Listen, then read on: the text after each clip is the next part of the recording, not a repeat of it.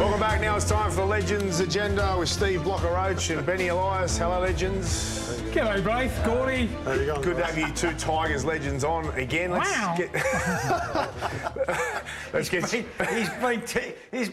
You've been off the dial, Blocky, in the green room. Do it again. Do it again. I like that. No, I like the growl. All right, now, Kalyn Ponga. We just spoke about it, so we'll stay on it with you guys. Yeah. There's two ex-Kangaroos. His decision to stand down from selection.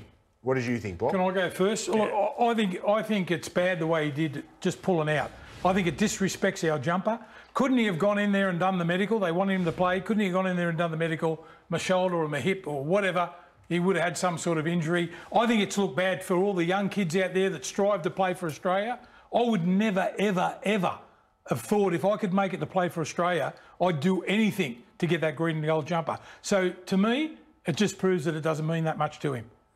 Yeah, I think they've had it's been badly done. I mean, you could have done it in many ways, and you know, but the actual fact is, it's wearing the green and gold. It's the ultimate. It is the ultimate. That's why you play from day dot, is to play and represent your country. However, in saying that, the history of the game of rugby league when it comes to playing for Australia, we had great players. I mean, Brett Kenny in particular, he decided he did not want to play for Australia anymore. But he still played for New South Wales, and he went back and played for Parramatta. He has a choice. That's How many years choice. was that for? But he already played 20 tests for Australia. He had played 20 tests. He played 20. But Block, it doesn't matter. Every time you wear that jersey... I'm with you. So he's saying exactly what Ponga's saying, but he had played already 20 tests. I think whoever said it, I think if Gordy... I like the perspective, and I like that because I haven't heard that. I haven't heard of a player knocking the jersey back, so that's interesting. But you know, but if you'd played 20 tests already, it's probably a little bit different. I think Gordy hit it on the head. I think it was you, Gordy, that said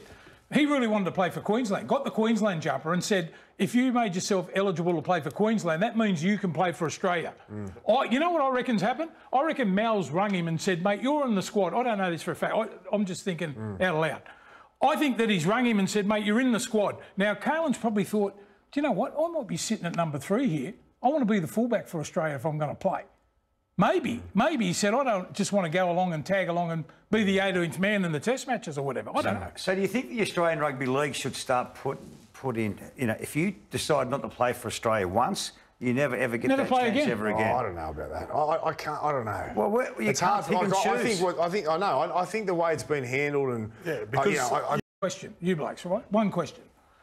Mitch Moses looks like he'll get picked for Australia. That's all the talk. They're going to ring him and say, mate, we want you in the squad. Yeah. What do you reckon his answer's going to be? He'll be there already. Oh, mate, he's got his bags packed already. There you go.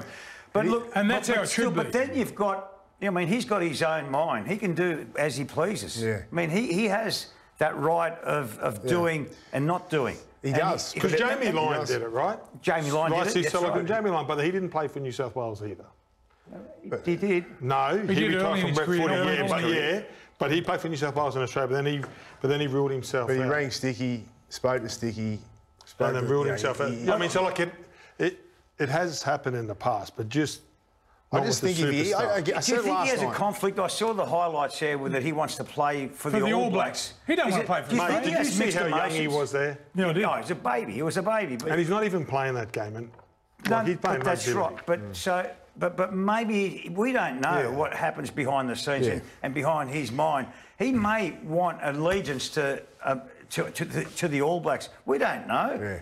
And he may think ethically, I just don't want to play for But that might have been a Australia. way that he could play for Queensland in the state of origin. If he made himself eligible to play for Queensland, that must mean that he can play for Australia. Yeah. So he's probably done it that way. I want to play origin. Yeah. That's a pinnacle of the game to a lot of young blokes now. So he's denounced the Australian jumper. I don't like it. Right. Would you think... Hang on, just quick. Sorry. Yeah, I'll go for it. A quick one. Do you think a baggy green cap, an Australian cricketer that got picked to wear that baggy green cap would say, I don't denounce it, I don't want to play? Chance. No way. Chance. Not happening. No way. All right, JWH, huge for the Roosters physically. We know that against Manly in his return. Why is he so good? As I say, look, I think before you kick off in a big game and you look around in the circle and you see him in that circle, you feel good. Yeah, you feel good.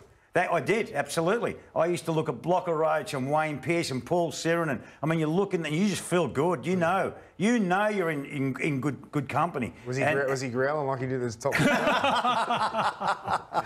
But he has that much of an effect, you know. And Victor Radley, I mean, my God, he's the quiet achiever who's just brutal.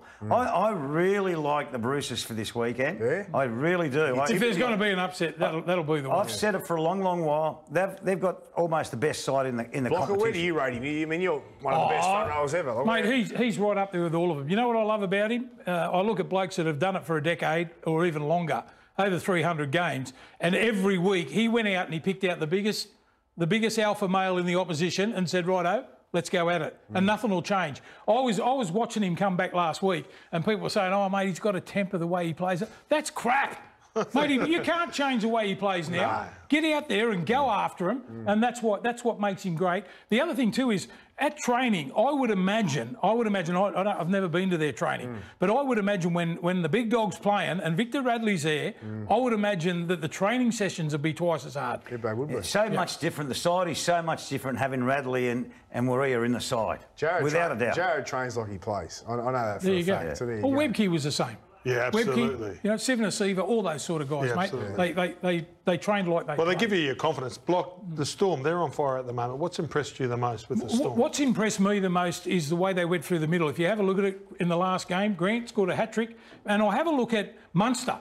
Now, Munster, I hadn't seen it a lot of times before. Set up the first try in this game, right?